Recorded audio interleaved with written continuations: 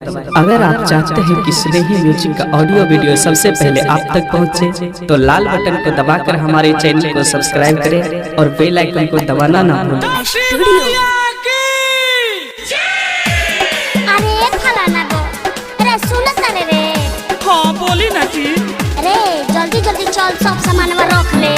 हाँ जल्दी जल्दी तो रखा तनी, कुछ छूट मत जाओ हमरा से। हो बता दे तनी। चलो चलो चलो चलो।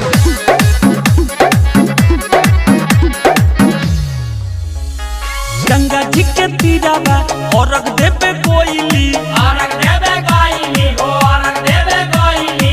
पवनु सामान नहीं ठीक से सॉरी ओइली, ठीक से सॉरी ओइली, हो ठीक से सॉरी ओइली। हमें छठ के परब कोनो खेला नई खे, एको डोलिया के सुपली में केरा नई खे। आया लावा के सुपली में केरा नई खे, आया डोलिया के सुपली में सेव नई खे।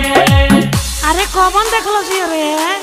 ये देखलो कि ए बाबी, ए बाबी। हई निसावा के सुपली में सेव नई खे। आया लावा के सुपली में केरा नई खे, आया डोलिया के सुपली में सेव नई खे।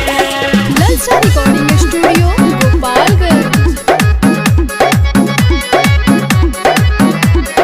बोलो बोलो छठी मैया की।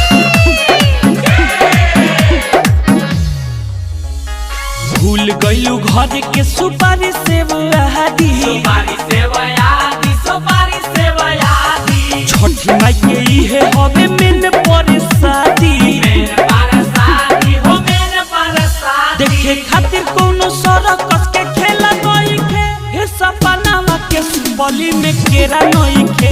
आया लावा के सुपली में केरा नई खे, आया डलिया के सुपली में सेव नई खे। बोले बोले छठी मैया की।